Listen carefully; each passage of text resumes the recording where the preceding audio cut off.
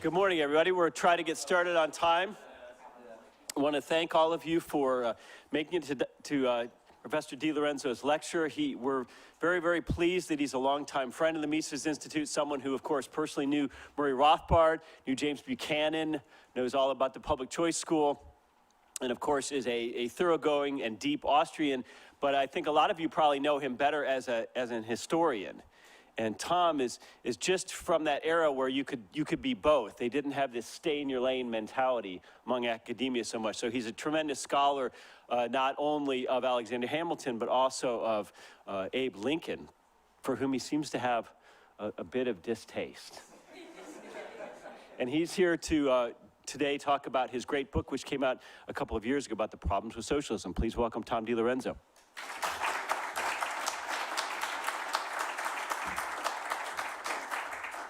Thanks, Jeff. This is the book that the Mises Institute won't allow you to leave the building unless you purchase a copy of my book on the problem with socialism. And so I thought I put together this talk that I was given a few times on 10 things millennials should know about socialism. And because a couple of years ago, they began taking polls of so-called millennials. I guess born after 1983 is how they used to define that. And something like some of the polls said 50 to 60% preferred socialism over capitalism. And it's probably the people you see rioting out in the streets in the last couple of months. They're a big part of that 50 or 60%. And so, we thought, my publisher and I, Regnery Publishing, thought, well, we should do something about this. And they asked me to write a book, a short book, and it's almost pocket size. They said, well, we'll make it small like this so it'll fit in a knapsack, a student knapsack, and it's not a big tome like Mises' Socialism. And so that was the purpose of that book. And so, anyway, so I'm going to talk about 10 things. I might not get to all 10 things that you should know about socialism.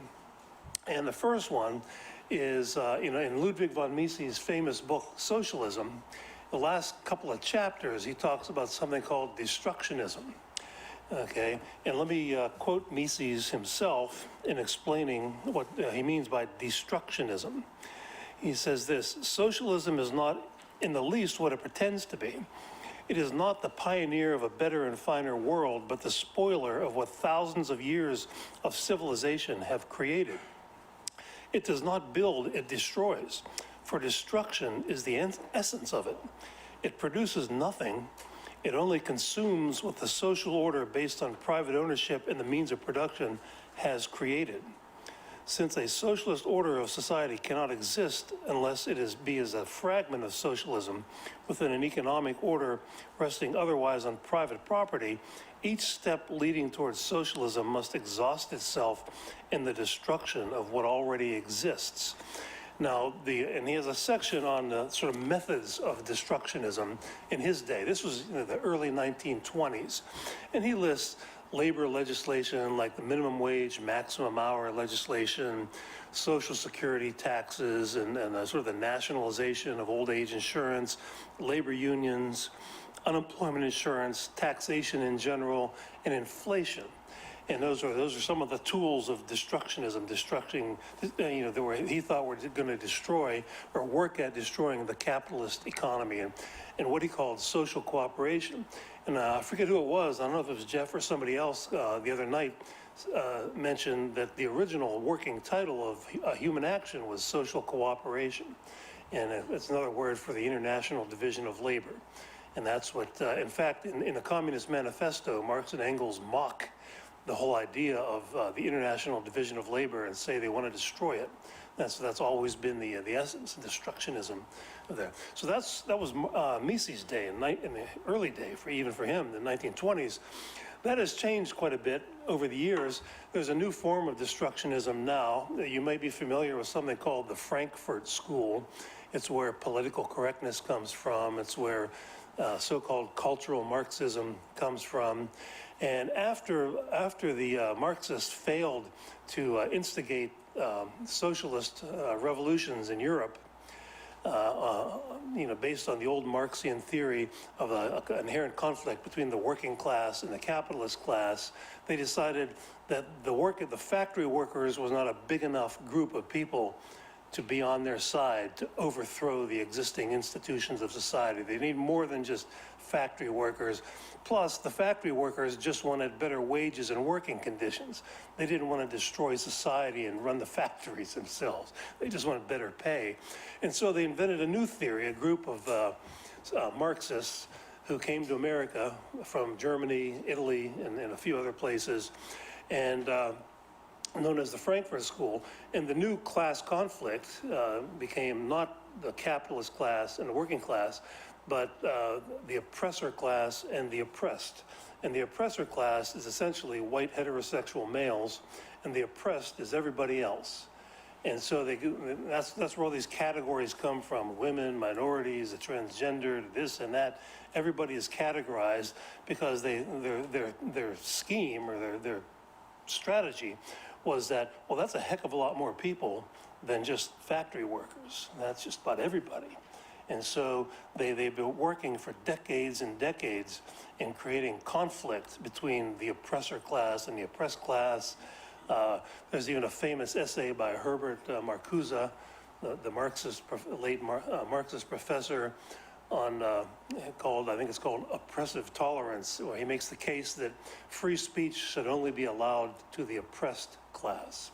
The oppressor class does not deserve free speech. So when you see all these attacks on free speech in universities, the people who are instigating the attacks believe they're taking the moral high ground by abolishing free speech and academic freedom, because they say anyway, that they're attacking speech of the oppressor class. And that's a virtuous thing. So when you see today the attacks on Christianity, last weekend there were church burnings and taking down statues of the Virgin Mary and things like that. The institutions that they want to destroy now are the traditional family, the nuclear family, religion, especially Christianity, in addition to capitalism itself.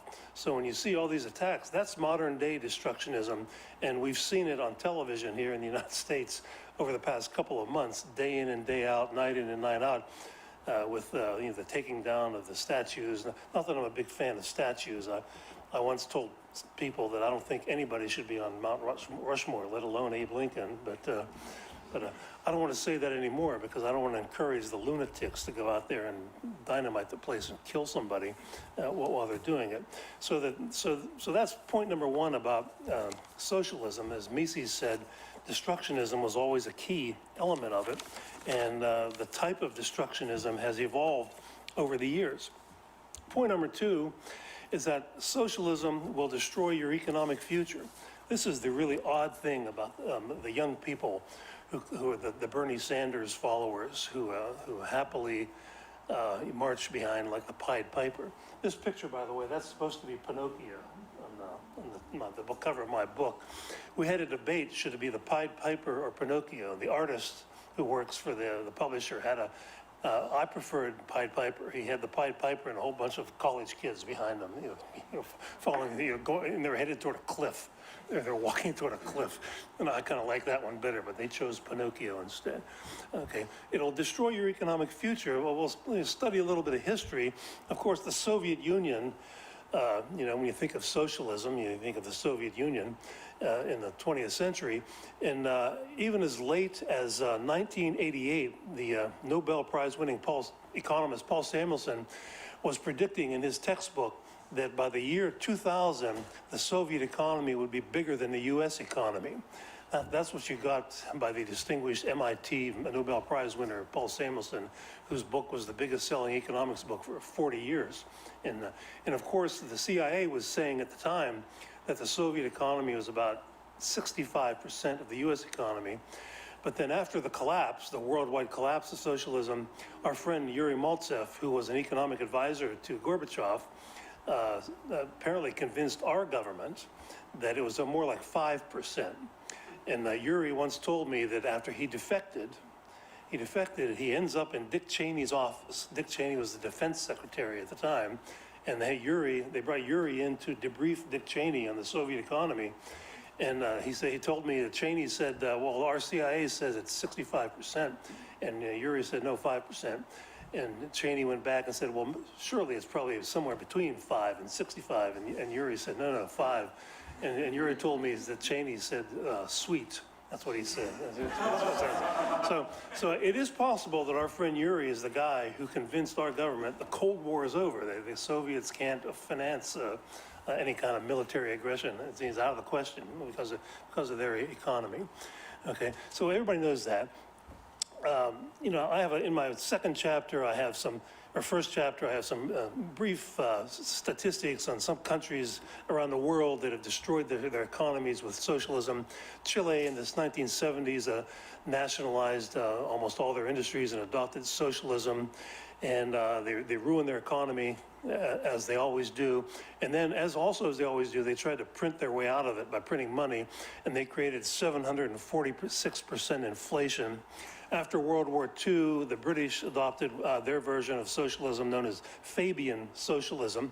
They kicked out Winston Churchill and brought in Clement Attlee and adopted socialism. And by the 1970s, the whole world was talking about the British disease, meaning British industry. They nationalized all the commanding heights of British industry, and they all operated like nationalized industries do, with all the compassion of the IRS and all the efficiency of the Department of Motor Vehicles, and as they say, and that led to Margaret Thatcher's revolution, in which she privatized a lot of these industries, and that's really the only reason why Britain today is reasonably prosperous compared to what they were. It was the British disease back in those days.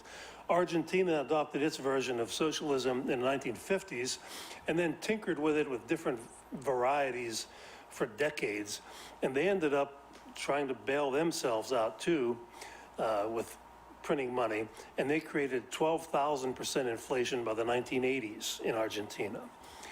India, after independence, adopted Soviet-style central planning. There was a man named Mahalanobis who was their guru, their economic guru, and he claimed to be able to centrally plan the Indian economy with a single equation, a single mathematical equation. He was a brilliant mathematician, and of course it didn't work. India became synonymous with poverty for decades after that. No longer today. Today India is much more prosperous because they've moved away from this for decades now, but that's what they did after independence from the British Empire. Africa, after independence and colonialism began to disappear, the theme was this, quote, only socialism will save Africa. So they tried that, and the rest is history too. I cite, there's an economist named George Ayite from Ghana. He's in America. He's been he taught at American University for many years, but he's written some very good books. If any of you are interested in a free market economist who critiques what the socialists in Africa did to his continent, I recommend George Ayite's books on the subject. Sweden, we have, I think, Per is back there. So if you want to know anything about Sweden, just ask Per. He'll tell you. Well, Sweden was one of the most prosperous countries in the world in the late 19th, early 20th century. Had these great entrepreneurs that created Volvo and all sorts of electronic industries in the early days, and for a while it had the most rapid growth in GDP of any country in the world. And then they adopted their version of socialism beginning in the 1950s. And according to the Swedish Academy of Economics, I think that's the name of it. I'll have to look it up in my book, the exact name. They claimed that there was no net new job creation in Sweden from 1950 to 2005. 55 years of no new job creation as a result.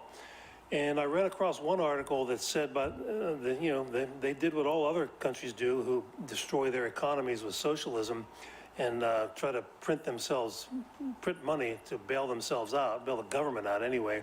And they created 500% interest rates by the 1980s, as far as that goes. And so, that's one of the things you need to learn about. Most students, the millennials, they don't know anything about this, so it seems to me. So that's point number 2, socialism will destroy your economic future. Point number 3 is you cannot fix socialism. I'll tell you a little anecdote. I was teaching at the university I was teaching it at during the collapse, the worldwide collapse of socialism in the late 80s and early 90s. One day I left work and I was out in the parking lot and I ran across one of the 2 Marxists in the economics department. And he was a very sort of nasty person. I hated him. He was always insulting. And he wasn't even interested in an honest debate or anything. He was just insulting and name calling and stuff like that. So I ran into him and his name is John. I said, John, what are you going to do now? Bricklayer, carpenter, socialism.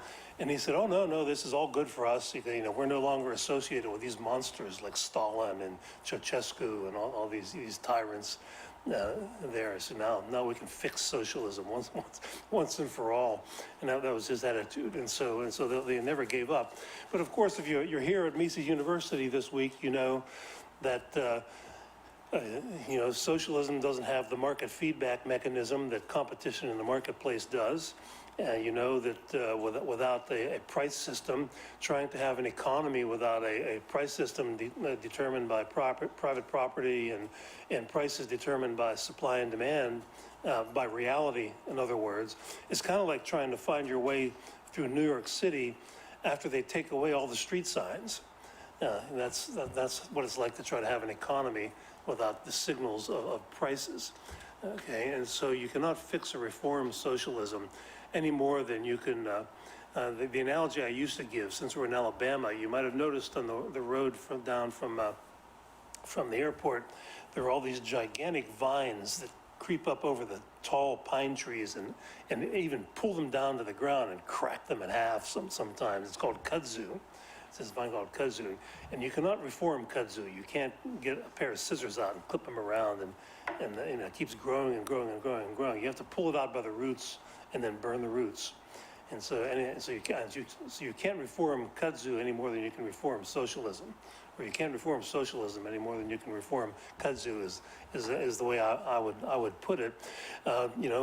People around the world have tried and tried and tried. They've tried hundreds of different types of socialism of all kinds, and you should be a little suspicious that no matter what variety or what they call it, it doesn't work. And not only does it not work, but it's very destructive of everything. And so that's another thing about socialism. Point number 4, democratic socialism can be just as disastrous as any kind. There's one little book that everyone in the room should read if you haven't already. It's The Law by Friedrich Bastiat. It's online for free, or you can buy it for $5 from the Mises Institute. The benefit of buying it for the $5 is I wrote the introduction to it, so so it's worth at least $5. Okay. But anyway, democratic socialism. Well, Argentina, Venezuela, and Brazil have all destroyed their economies with democratic socialism. And in the law, this is published in 1850 by Friedrich Bastiat, the law. There's one little passage in there where he's criticizing socialism, and he says, of course, it doesn't really matter whether you have socialism with a dictator or socialism with a democracy. If you vote in one central plan to be imposed by coercive force of government on the whole population, what does it matter if it's voted into place or a dictator puts it into place? You're still going to have socialist central planning. For example, if we get the Green New Deal, what does it matter that it's imposed on us by the coercive powers of the American democracy or the coercive powers of a dictator? We're still going to have they want to abolish the automobile, abolish airplanes, and they abolish windows in buildings and all these things, the so-called Green New Deal. And so it doesn't really matter. It can be just as disastrous as anything else. Okay, so democratic socialism can be just as bad, and we have plenty of evidence of that. Let's see. Yeah, speaking of that, I have a little graphic here. Let me Bernie Sanders, he's kind of like the Wizard of Oz now, isn't he? Joe Biden is making speeches out there on economics in the last couple of days, and he's saying everything that the Sanderites are in favor of. So I suspect Bernie has been writing the speeches. He's no longer the front man, but all the crazy things that they're talking about. But when Bernie was running, and that's how the millennials really caught on to socialism, when, just Bernie. And an exam question, I taught a course, by the way, called Capitalism and Its Critics. And one of the exam questions I asked them at the end, the final exam question, was well, as I said, many of your peers, the students, think that their economic future will be better off if the economy is placed in the hands of a 77-year-old lifelong communist. What do you think of that? It was the question. And so, but anyway, Bernie was touting democratic socialism. And I remember seeing him on, I think it was the Tonight Show, and Larry David was opposite him, because Larry David, the actor, played Bernie Sanders on, Saturday Night Live, I think it was. And so they had Bernie and Larry David side by side. But Larry David was kind of skeptical of this democratic socialism. And he asked him, so socialism is a bad thing. Larry David knew about Russia and what happened in Russia and in the Soviet Union. But you think democratic place is better. And Bernie says, oh, yeah, huge difference. And then Larry Sanders made a big deal of huge. He repeated the word huge several times and waved his arms around like that.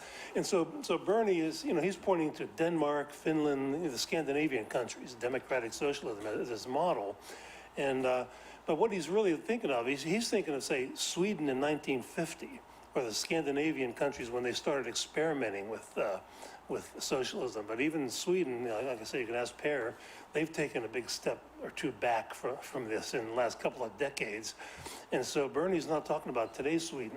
Now, some of you might be familiar with something called the Index of Economic Freedom. There's something published by the Heritage Foundation, the Wall Street Journal has been involved in this, the Fraser Institute in Canada.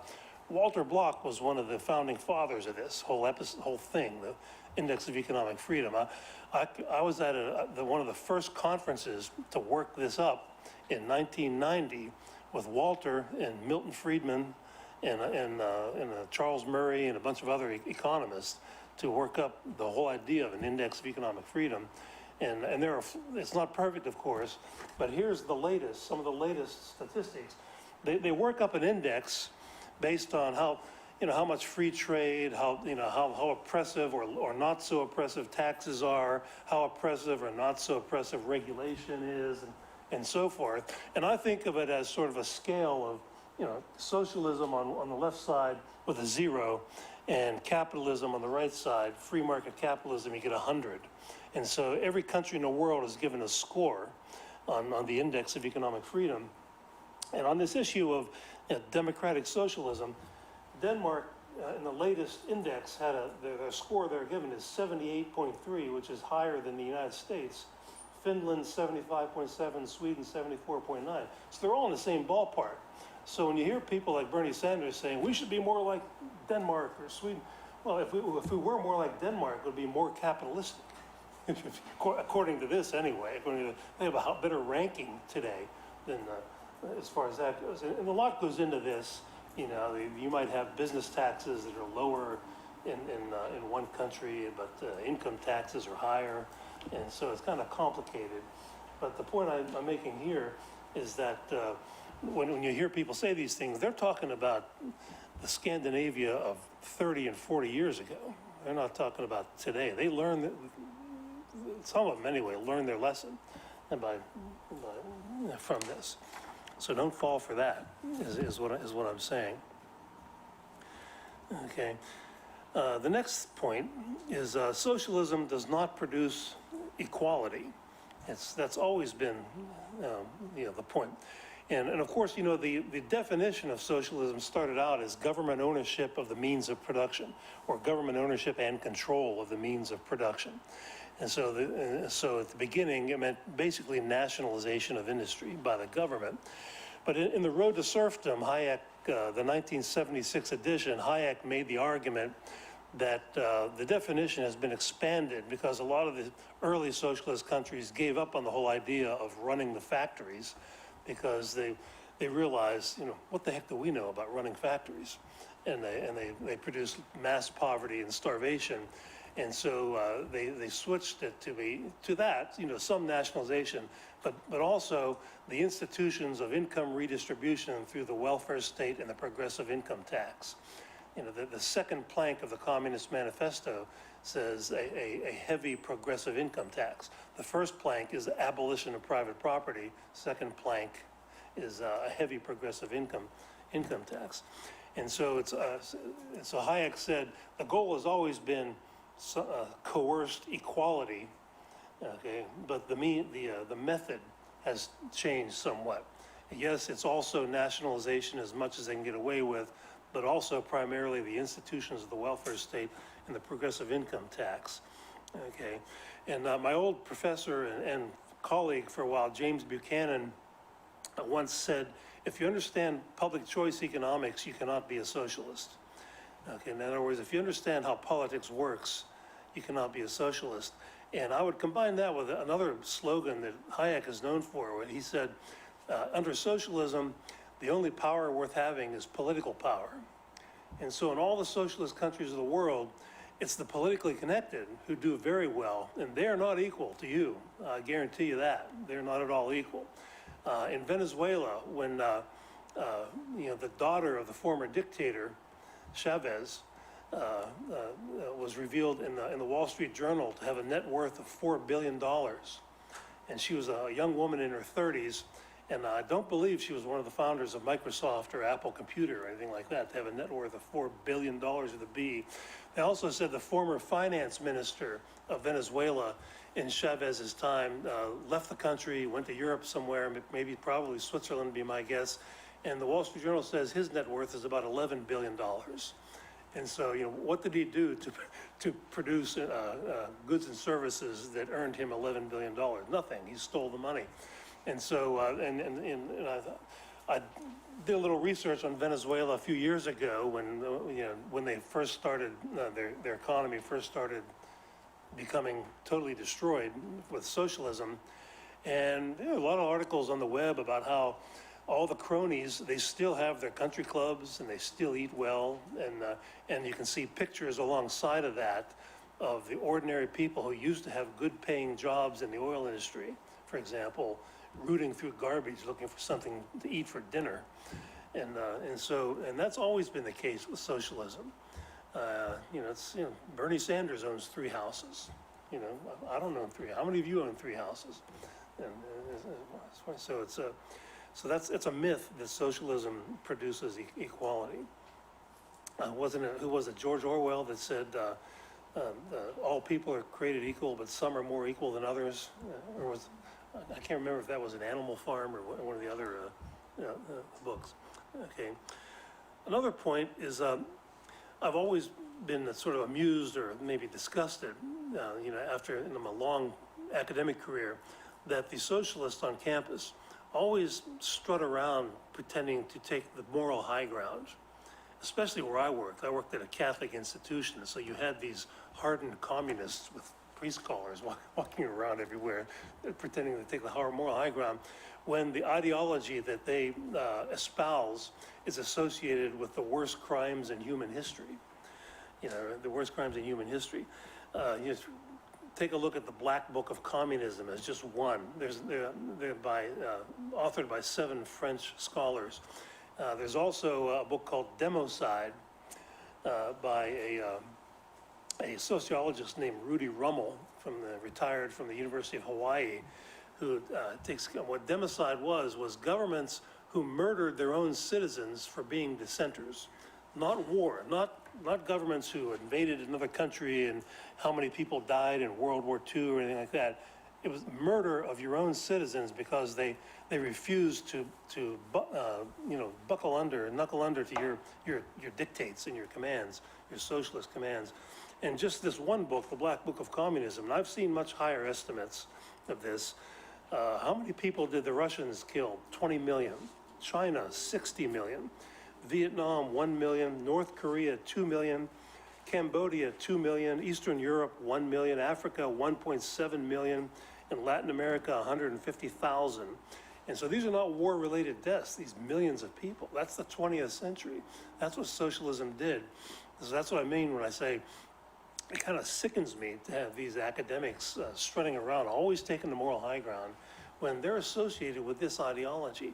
Now, in his famous book, The Road to Serfdom, probably the most famous chapter in Hayek's book, The Road to Serfdom, is one called The Worst Rise to the Top. And what he's talking about, he says under any kind of collectivist system, whether you call it socialism or anything else, typically what happens, the socialists will impose central planning, price controls, all the usual things that will cause economic catastrophe. And so they have a choice, back off and admit you were wrong, or double down. And they always double down. More coercion, more planning, more controls, and so forth. And of course, that takes more coercion, more orders, more dictates, more police, more guns, more jails to do that. And so Hayek argues that in a system like that, it evolves to the extent where the worst kind of people will rise to the top in a political system like that. The people with the fewest qualms about brutalizing their fellow man. And there might be a scale, kind of like my capitalism, socialism scale. Okay, you might think of it as a tyrannometer, the meter, different measures of tyranny, on left and right. But that's why he said the worst rise to the top.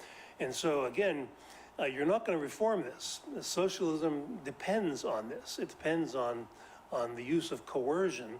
And it doesn't work economically for all the reasons you're learning this week. And so they will always be confronted with a choice. Now, some countries have backed off. England did away with Fabian socialism. Sweden moved away from their version of 1950s era, 1960s era socialism somewhat. They still have a huge welfare state, but they're like we do in the United States. But some people learn their lesson, but not everybody. Okay. So that's that point. Also under equality, if the government wants to pursue equality, it can only do so by treating people unequally. And that's another point that Hayek makes, actually. What does it mean to pursue equality, material equality? It means you have to take money out of the pockets of one group of people and give it to another group of people to try to make it equal. Well, then, so you have to, by definition, you have to treat people unequally in the pursuit of your goal of equality. And so it's just a silly contradiction that under socialism you can do that. Hayek says that in his chapter on the rule of law. He argues that collectivism in general is inherently incompatible with the rule of law, which means everyone treated equal under the law, because it inevitably leads to this big bundle of policies that treats different groups unequally. That's in pursuit of equality. Okay. Next point, fascism is a form of socialism. Okay, don't get confused by Antifa, in other words. And I have a couple of quotes on this from the book Socialism. I just wrote these down this morning. I didn't have a printer in my room. I just wrote these down. This is from Mises' book Socialism. Nobody could surpass Mussolini in Marxian zeal. He's talking about the early days of Benito Mussolini in Italy. And then another quote, that's on page 574 of the book Socialism. Another quote is, the slogan into which the Nazis condensed their economic philosophy, which is the common weal ranks above private profit, is likewise the idea underlying the American New Deal and the Soviet management of affairs. So that's what von Mises was saying. And so it's all the same gang, the New Deal, Mussolini, Hitler, and in terms of economics anyway. He's not talking about the Holocaust and all these things. Okay, so fascism is a form of socialism, and it always was. Hayek points out, as does Mises, that all of these so-called fascists all started out as Marxists, like Mussolini did. He was, hardcore Marxist. And so let me read you a couple of things from the horse's mouth. Mussolini himself, he wrote a book. He was a PhD in, I think, political philosophy. He wrote a book called Fascism, Doctrine and Institutions. He said this: the fascist conception of life stresses the importance of the state and accepts the individual only insofar as his interests coincide with the state. It is opposed to classical liberalism. Classical liberalism, the free market, libertarianism, John Locke, James Madison, all the ideas the judge talks about in constitutionalism and you know, says Mussolini, they knew who the enemy was. The enemy is a free society. Classical liberal, the ideas of a free society, classical liberalism. He said, because classical liberalism denied the state in the name of individual. And you can't do that. The state comes first. And so that's what Mises was talking about when he said, it's, you know, collectivism is collectivism, no matter what you call it. And so, and of course, the Nazis, National Socialism. The main difference between the Nazis and the Soviets, where the Soviets called themselves international socialists, and the Nazis called themselves nationalist socialists, you know, nationalism. And so that was the key difference. But they were all socialists. I mean, it's right in there in the word. And I don't distinguish. I agree with Mises, one of his writings. He says communism, socialism, same thing. When I went on, I did 65 radio interviews after this book came out. My publisher had me running all over, you know, running ragged, doing radio interviews, all in about a month time. And I would always be asked, well, yeah, communism was bad, but it's not the same thing as socialism. Well, I would usually tell them, well, remind them that the name of the Soviet Union, the country, Union of Soviet Socialist Republics, it wasn't called the Union of Soviet Communist Republics. It was the Union. They call themselves socialists because communism was this utopian ideal that would be achieved in 500 years. But in the meantime, we're all socialists. That was the whole basis of the Soviet Union. That's what it was a union of socialist countries. Okay, and Mises said that, that there's no difference in this. I don't distinguish between either. It's all the same gang. So fascism is really a form of socialism. Hayek said in Road to Serfdom, they said all of the leading men of German and Italian fascism began as socialists and ended as fascists or Nazis. So it's just a matter of degree. The next point I'll make is the progressive income tax. You know, the second plank of the Communist Manifesto.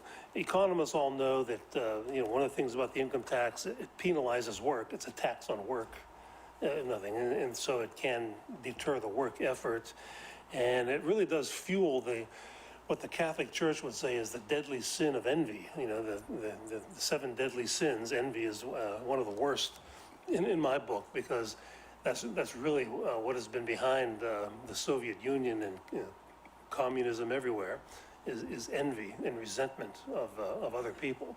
I used to have on my office door a short quote. Look up on the web, Henry Hazlitt, Socialism in 1 minute.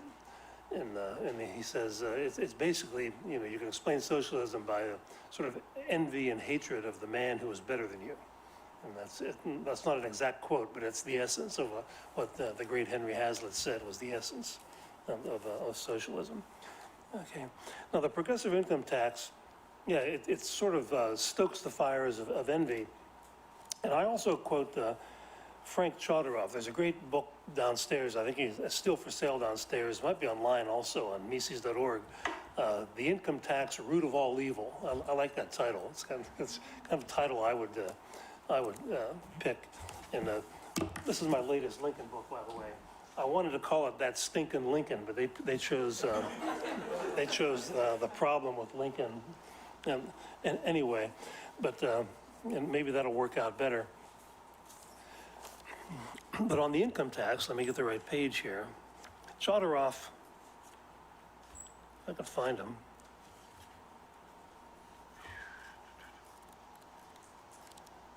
This might take about 15 minutes. Now, here we go. So here he said, here's one statement he made about the income tax. Let's see. Here's when we adopted the income tax in 1913 in the United States, and this goes for any country that has an income tax. Chodorov said, here's what the state is saying to you. He's saying, quote, your earnings are not exclusively your own. We have a claim on them, and our claim precedes yours. We, the state, we will allow you to keep some of it because we recognize your need, but not your right. But whatever we grant you for yourself is for us to decide. Okay, that's the meaning of the adoption of an income tax. It's basically the nationalization of your income. And what is the difference between that and slavery, by the way? You know, what do you call a system where people are forced to work for the benefit of others for 4 or 5 months out of the year?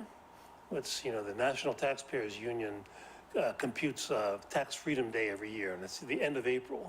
They just divide total tax revenues taken in by the government divided by national income, and they usually come up with April 27th or something like that. Okay, and I used to ask my students that, well, what would you call a system where one person is forced with threats of violence and imprisonment to work for the benefit of other people? It takes about 2 seconds for somebody to say slavery, and then I asked them, well, how's that different from the welfare state? and they get very uncomfortable because they've been taught their whole lives that the welfare state is a good and virtuous thing. They never thought of it. I got that from Walter Williams. That's one of his techniques and speech-making techniques. Another thing the income tax does is to create a tremendous centralization of power. Okay. Let's see if I can get Chodorov again.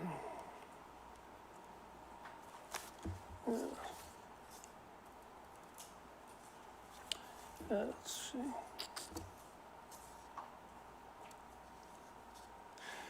Well, anyway, I'll skip over that. I don't want to give you another long quote. You know, one way to look at it is, you know, during the Civil War, since I've written about Lincoln and all that, there was one of the things I've written about over the years is there was a huge desertion crisis on the Lincoln's army.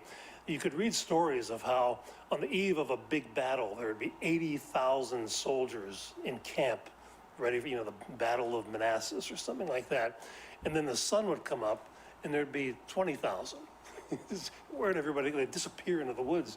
And this happened over and over again. And the U.S. government did not have the revenue with which to you know, pay people to run down the deserters. But they do today. You know, once they adopted the income tax, you're not going to evade the conscription law. They'll find you anywhere, and they'll root you out because they got all the money in the world. And of course, the Fed came in at the same time as the conscription law, and so that's not going to happen. Okay, and so that's the progressive income tax. I guess the last thing I'll mention, I want to leave time for a few questions or comments about any of this, is one of the things I've written about over the years is when the socialism collapsed in the late 80s and the early 90s, one of the things we learned is that the socialist countries of the world were by far the most polluted. The worst environmental nightmares in the world were in the socialist countries. There are even books published with titles like Ecocide in the USSR. And I wrote several articles about this. There were stories, all of a sudden, people could go into these closed societies and look around and see what things are like, scientists, journalists. And there were stories like a man in Poland would pull up his car alongside a river to have a picnic and use the river water to wash his car. He had to eat lunch and go back, and the paint had come off his car because of all the chemicals that were in the river. There were signs on steamboats in the Volga River in Russia that said, do not throw cigarettes overboard. The river may catch on fire. Because there's so many.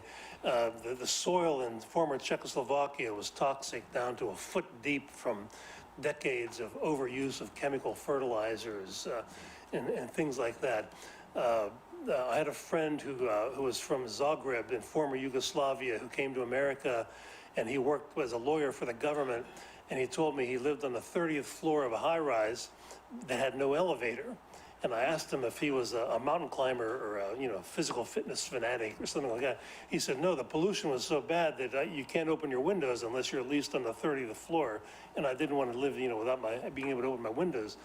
And so, and in Poland, there were stories of fire trucks going through the streets with water cannons to knock the lead and zinc and cadmium dust out of the air.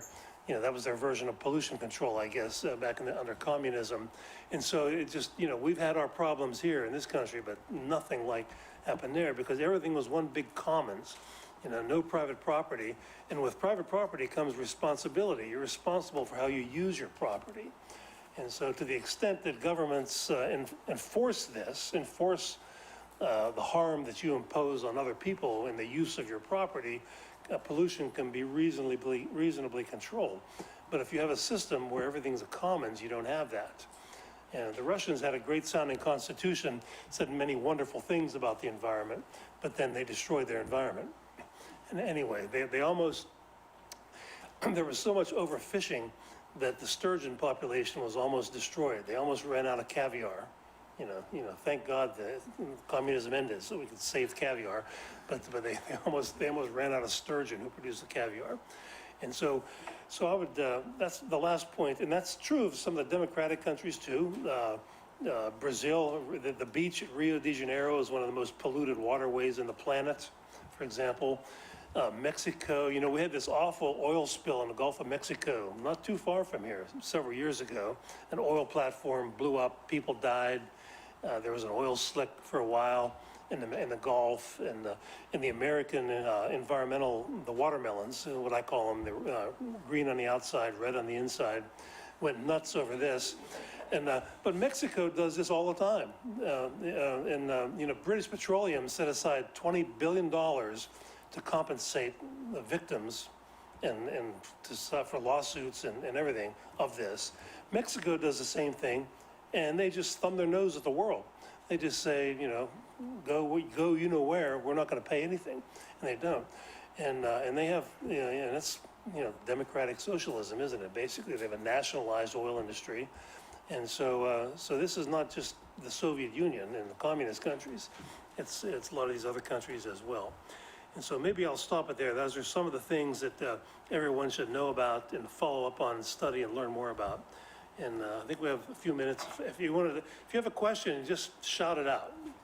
We don't want to have to pass a microphone around and spread the plague to anybody if you don't want to. But if you're also convinced of everything, yes, sir. What's your response when in an argument someone says, well, that wasn't real socialism? Well, it depends on what that is. We know what socialism is, government ownership of the means of production, and then you have Hayek's sort of footnote that it also includes the institutions of the welfare state and a progressive income tax. So you can identify what socialism is. They always say that, and they always will say that. But it's a big cop-out, isn't it? It's because we've tried hundreds of different types of socialism, and they've all had the uniform result of economic destruction. And you need to rely on economic theory too. That's why you're here this week. What works and what doesn't work in terms of economics. And so if it quacks like a duck and it walks like a duck, it's a duck.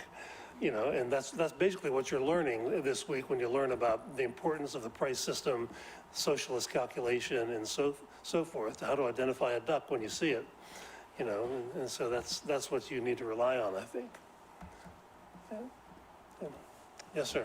So I don't know if I'm romanticizing the past, since you see, your fair share of socialists passing the university system. Does it seem like socialists are getting more mediocre, less ambitious as of late? I feel like in the old days, you kind of had like radical union bosses who expected that when the revolution came, they would be, in charge, party bosses controlling these networks. But then nowadays, you just have people who just want jobs at the DMV or to be social workers and replacing all the cops. Like their sights much lower in terms of where they want. Yeah, we don't have as many Lenins as we used to, I guess is what you're saying, people like that. Although that guy who's the head of the Democratic National Committee is a spitting image of Vladimir Lenin, isn't he? I forget what his name is, but he looks just like him. It creeped me out when I saw him. This guy's in charge of the Democratic Party. He looked like Vladimir Lenin come back to life. He looked like they trotted out his corpse and stood it in front of the camera. But yeah, that's a good point. You got the dopey college kids who are out there setting fires and raising hell. Your classmates who have been indoctrinated in this since grade school. apparently, but like you said, maybe their highest aspiration is to be a bureaucrat at the Department of Motor Vehicles and get a government job for life, so where they don't have to work and get paid every day. And so, but you do have, you know, the Bernie Brigade, and you do have people like Pelosi and, you know, the people who run, Chuck Schumer. I had a student once that I brought to Mises University. He was a straight A student. He spent 6 years in the Marine Corps before he went to college. And he was very smart, and he had that Marine Corps discipline and high intelligence. And our friend, the late Ralph Rako, who used to teach at Mises, you know, the great historian, asked this student of mine, let's say his name was Jim. I don't want anybody to be able to guess who it was. He said, Jim, could you pick out Senator Schumer in a crowd? Because he was a sniper in the Marine Corps, and so he was a sniper instructor, and so he was, anyway, I just thought I'd end with kind of a silly joke like that. But yeah, that's a good point. Yeah, we don't have, thank God we don't have quite as many Lenins, but you do have Schumers and Pelosi's and the young woman from Brooklyn who got 14,000 votes and became a congressperson. What's her name? AOC. You have people like that, but we'll see if they succeed. You know, whoever created the Green New Deal is a Lenin. You know, that's an atrocious. The Soviets were never that so ambitious in central planning as that. You know, they were much more piecemeal than that. The Soviets were never so idiotic as saying, "Hey, let's abolish all the cars and airplanes."